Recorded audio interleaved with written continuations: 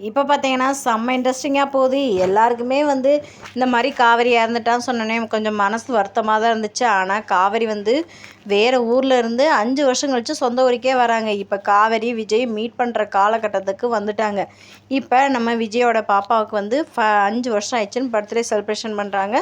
அதுக்கடுத்து காவேரி வேலைக்கு தேடி ஒரு ஸ்கூலில் ரெஸ்யூம் கொடுத்து வேலை கிடச்சிருச்சு. அந்த ஸ்கூலுக்கு தான் இந்த பாப்பா படிக்க போகுது. நாளைக்கு பார்த்தோம்னா இந்த பாப்பா போய் அங்கே ஸ்கூலில் சேர போகிற இடத்துல தான் காவேரியும் வேலைக்கு சேர்றாங்க. 2 பேரும் ஒரே இடத்துல மீட் பண்ண போகிறாங்க. காவேரிக்கு பழைய ஞாபகமே இல்லாதனால நம்ம விஜயை பார்த்து பேசுவாங்களா என்னன்னு தெரியல. ஆனால் விஜய்க்கு ஞாபகம் இருக்குல்ல. 2 பேரும் மீட் பண்ணி இன்னும் வந்து விஜய் வந்து இந்த காவேரிகிட்ட சொல்லி புரிய வச்சு இல்லாட்டி 7 பேத்தில் ஒருத்தர் தான் அப்படின்ற மாதிரி ஏதாச்சும் டப்பிங் கதையை மாற்றி போகிறாங்களா என்னன்னு தெரியல.